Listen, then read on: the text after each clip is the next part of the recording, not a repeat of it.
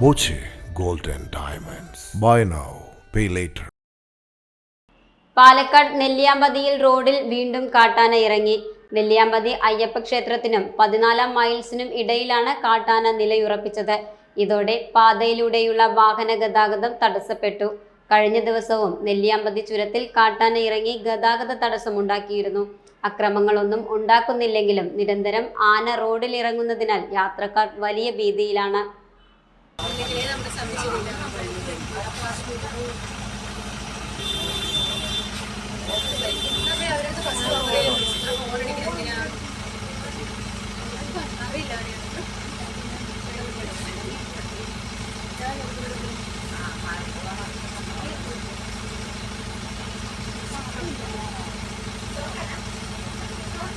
Time Kids Preschool, Mannannur Road, Vaniyamkulam.